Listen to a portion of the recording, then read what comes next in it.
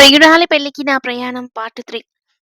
ముందు ఇద్దరం సెంటర్‌కి వెళ్లి సత్యనారాయణ క్లాత్ స్టోర్‌లో చెరొక పంచె, తుండు తీసుకున్నాం.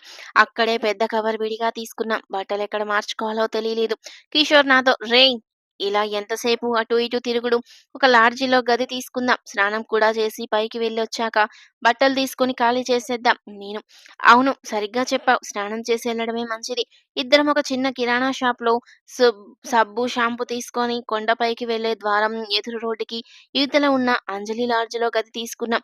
కాసేపటికి స్నానాలు చేసి కొన్న బట్టలు వేసుకొని లాడ్జి బయటకొచ్చాం. సరిగ్గా అప్పుడే అటుగా వెళ్తున్న ఒక ఆటో మాట్లాడుకొని కొండపైకి చేరాం. గుడి ఎదురుగా ఉన్న చెప్పులు ఉంచే షాప్‌లో మా చెప్పులు ఉంచి టోకెన్ తీసుకొని దర్శనానికి నడిచాం. నేను, లావణ్య ఎప్పుడు వచ్చినా దర్శనం అయ్యాక ఖచ్చితంగా వ్రతం చేయించేవాళ్ళం.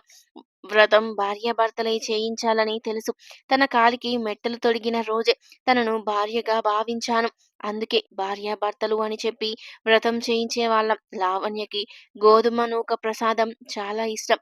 తన ఫ్రెండ్స్‌కి కూడా తీసుకెళ్లేది. కిషోర్ టికెట్ కౌంటర్‌లో దర్శనం టికెట్స్ తీసుకున్నాడు. లోపలికి వెళ్లే ముందే కొబ్బరికాయలు కూడా తీసుకున్నాం. అవి గుడి లోపలికి వెళ్ళాక కొట్టాలి. బుధవారం కనుక పెద్ద జనం లేరు. లోపలికి వెళ్ళాక కొబ్బరికాయలు కొట్టేసి దర్శనం చేసుకొని బయటకొచ్చాక ప్రసాదం కౌంటర్‌లో ఒక 4 ప్యాకెట్స్ గోధుమ నూక ప్రసాదం తీసుకొని ఆవరణంలో కూర్చున్నాం. నాకెందుకో ఎటు చూసినా లావణ్య ఉన్నట్టే కనిపిస్తోంది. ఒక్కోసారి నేను లావణ్యతోనే వచ్చాను, కిషోర్ ఉన్నాడంటే అనిపించేది. కూర్చున్నాక ఒక ప్యాకెట్ ప్రసాదం ఓపెన్ చేసి ఏదో గుర్తొచ్చినట్టు కిషోర్ లేచి వెళ్ళి ఒక వాటర్ బాటిల్ తీసుకొనొచ్చి కూర్చున్నాడు. నాకెంత చెప్పినా వేస్ట్ అనుకున్నాడేమో. ఏం మాట్లాడలేదు. తింటున్నాడు. నేను "ఏంట్రా సైలెంట్ అయ్యావ్? కిషోర్ నువ్వేదో లోకంలో ఉంటావు కదరా! కదిపి డిస్టర్బ్ చేయడం ఎందుకని?" నేను "ఏడిసావులే కిషోర్, చూస్తున్నావుగా ఏడుపు. ఎప్పుడు ఆపావు నువ్వు? 6 నెలలు దాటింది. ఇంటికి వెళ్ళిపోగానే మర్చిపోయిన ఆ అమ్మాయిని ఇంతలా తలుచుకుంటూ ఇప్పుడు కార్డ్ రాగానే పెళ్ళికి ఊపుకుంటూ వెళ్ళిపోతున్నావు. ఇంకేమంటానురా నిన్ను?" నేను నా కళ్ళు ఎరుపెక్కాయి బాధతో. వాణ్ణి చూస్తూ "రేయ్! లావణ్య గురించి నీకు తెలుసు. మమ్మల్ని దగ్గర నుంచి 3 ఏళ్లు చూసా. నీ గుండెల మీద చెయ్యి వేసుకొని చెప్పు. తను మోసం చేసే రకమా? ఇంటికి వెళ్ళగానే చాలా మంది అమ్మాయిల్లా నన్ను మర్చిపోయిందంటావా? వాళ్ళ తల్లిదండ్రుల బలవంతాన తను పెళ్లికొప్పుకొని ఉండొచ్చుగా." కిషోర్ "రేయ్! ఎంత ఇంట్లో స్ట్రిక్ట్ అయినప్పటికీ ఏదో ఒక టైంలో ఈ 6 నెలల్లో నీతో మాట్లాడనుండాలి కదా! కనీసం అది జరిగిందా? అసలు నువ్వు ఎలా ఉన్నావో, అసలున్నావో లేవో అయినా తెలుసుకొని తను నిన్ను గౌరవించాన్రా. నువ్వేమైనా అనుకో, లేదు కదా! అయినా ఈ రోజుల్లో అమ్మాయిలింట్లో అమ్మా నాన్న పడుకున్నాకో లేదో వాళ్ళు బయటికెళ్ళినప్పుడో, అప్పటికి కుదరకపోతే బాత్రూంలో సీక్రెట్‌గా అయినా ఫోన్ తీసుకెళ్ళి ప్రేమికుడికి ఒక మెసేజ్ పడేస్తారు. నీకసలు ఆ మెసేజ్ అయినా వచ్చిందా? లేదా? నేను పక్కకి చూస్తున్నాను. వాడికి సమాధానం చెప్పలేకపోయాను. వాడు ప్రసాదం తిని వాటర్ బాటిల్ మూత తీసి ఒక గుటక నీళ్లు తాగి బాటిల్ కింద ఉంచి "కిషోర్ ఇదే మరి. ఇలాగే ఉంటుంది. నిశ్శబ్దంగా ఉంటే మాట్లాడమంటావు.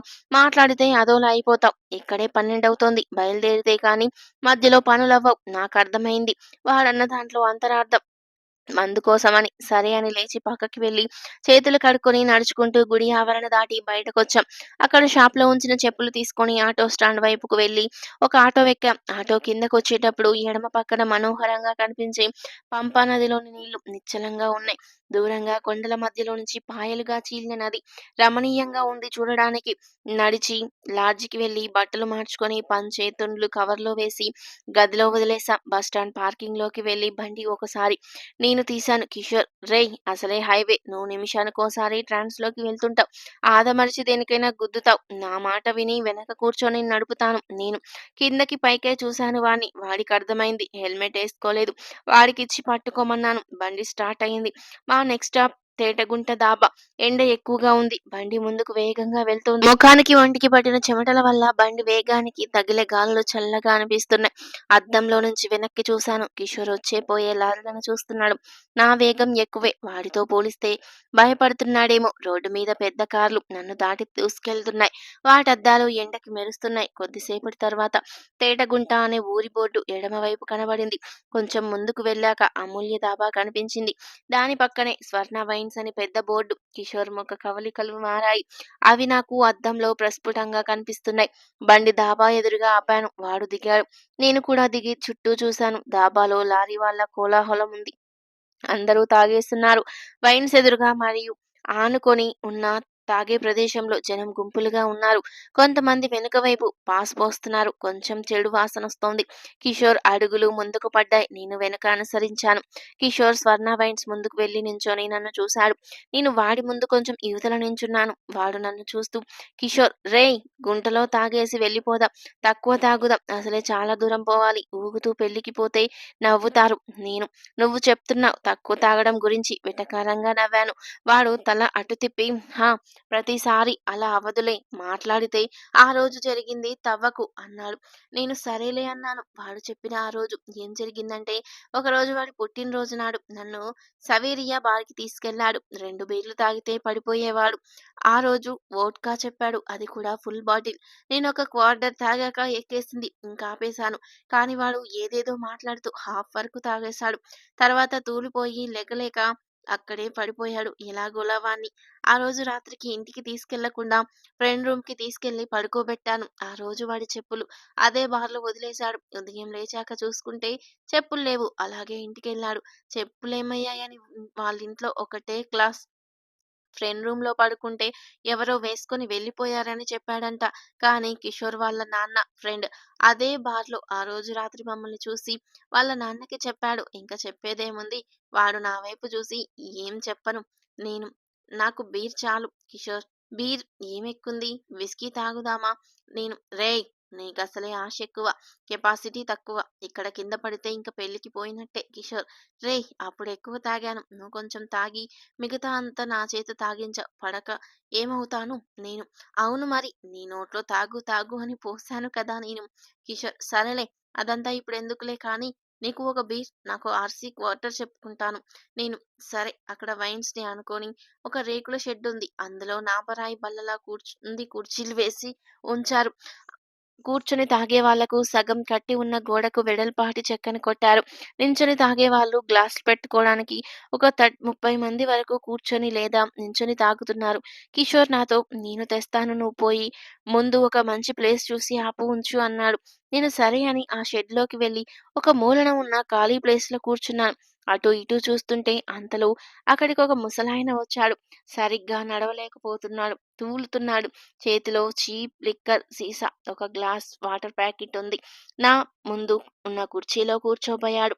నేను తాతగారు మా ఫ్రెండ్ ఉన్నాడు వస్తున్నాడు. ఇక్కడ కూర్చోవద్దు. ఆయన కళ్ళు ఎరిపెక్కున్నాయి. అంత క్రితమే బాగా తాగున్నట్టున్నాడు. సీసా నా ముందున్న నా పరాయి బల్ల మీద ఉంచి గ్లాస్ కూడా పెట్టాడు. వాటర్ ప్యాకెట్ చేతిలో ఉంది. నా మాటలు ఏం పట్టించుకోనట్టు ఉన్నాడు. వాటర్ ప్యాకెట్ ఒక అంచు నోట్లో పెట్టాడు. సీసాని చేతిలోకి తీసుకొని దాని అడుగున అరచేత్తో అదిరేలా కొట్టాడు. అలాగే మూత మీద కూడా తర్వాత మూత తిప్పాడు. వచ్చేసింది. మూత పక్కన పడేసి సీసాలో సగం వరకు గ్లాసులో పోసి నోట్లోని వాటర్ ప్యాకెట్ కొరికి నీళ్లు సగం అందులో పోశాడు. ఆ వాటర్ ప్యాకెట్ పోకుండా జాగ్రత్తగా ఉంచి ఆ గ్లాస్ ఎత్తి గటగటా వణుకుతున్న చేతులతో గొంతులో వంపుకున్నాడు. నుంచుడు కూడా ఏం లేదు. కళ్ళు గట్టిగా మూసుకొని గాండ్రించి పక్కనుమ్మేశాడు. నన్ను చూశాడు. నేను కూడా ఏం పట్టించుకోనట్టు ఎడమవైపు తిరిగాను. మిగతా సగం కూడా తాగేసి లేచి చెయ్యి చాపి ఊగుతూ నడుస్తూ వెళ్ళిపోయాడు. నాకేమనుకోవాలో అర్థం కాలేదు. కిషోర్ ఇంకా రాలేదు. నా మనసు పాత జ్ఞాపకాల్లోకి పోతుంది. వారం క్రితం సరిగ్గా ఇదే రోజున నేను అమ్మతో అమ్మమ్మ వాళ్ళింటికి వెళ్ళాను. అమ్మమ్మకి ఆరోగ్యం బాలేకపోతే హాస్పిటల్‌కి తీసుకెళ్ళి ఆ రోజే తెచ్చారు అమ్మమ్మ వాళ్ళది. ధవళేశ్వరం బండి మీద వెళ్ళి ఇంటికొచ్చేసరికి 4 అయ్యింది. నాన్న 5కి కానీ ఇంటికి రారు. వచ్చాక గేట్ తీస్తే గుమ్మం ముందు ఒక పోస్టల్ కవర్ పడింది. నాన్నకేమైనా పోస్ట్ వచ్చుండొచ్చు అనుకున్నాను. కానీ దాన్ని చూస్తే దాని మీద నా పేరుంది. పైగా వచ్చిన అడ్రస్ వైజాగ్. అమ్మ అడిగింది. నాన్నకేమైనా పేపర్స్ వచ్చాయా అని. లేదమ్మా ఇది నాకొచ్చింది అని చెప్పేశాను. లోపలికి వెళ్ళి ఆ కవర్ తీసి చూశాక నా గుండె ఆగిపోయింది. అది లావణ్య పెళ్లి కార్డ్. 6 నెలలు నా ఎదురు చూపుల్లో నాకు తన నుంచి వచ్చిన గిఫ్ట్ అది.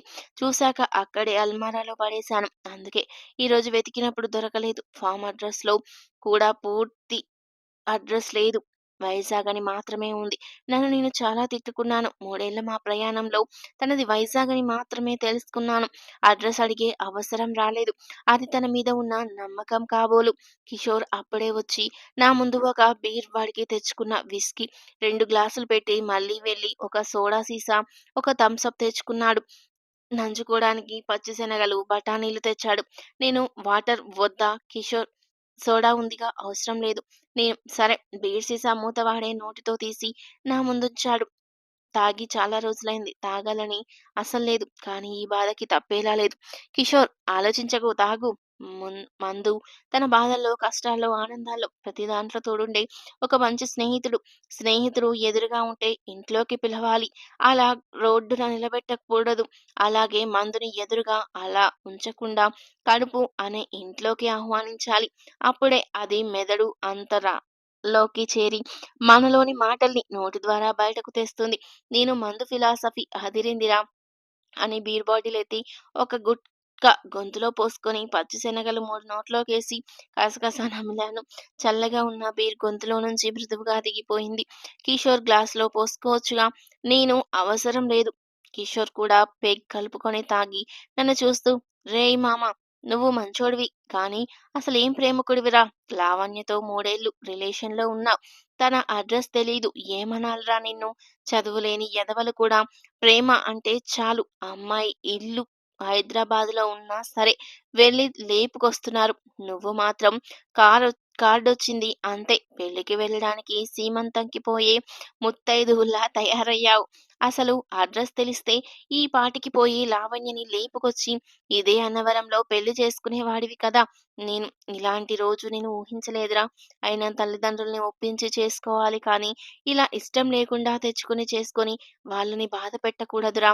ఇవన్నీ లావణ్యకు అసలిష్టముండదు.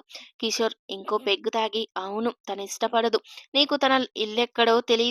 సరిపోయారు ఇద్దరు. నేను వాణ్ణి చూడకుండా గాల్లో చూస్తున్నాను. వాడు శనగలు నములుతున్నాడు. తర్వాతేం జరిగిందో నెక్స్ట్ పార్ట్‌లో తెలుసుకుందాం. వీడియో నచ్చితే లైక్ చేసి సబ్స్క్రైబ్ చేసుకోండి. Thank you for watching.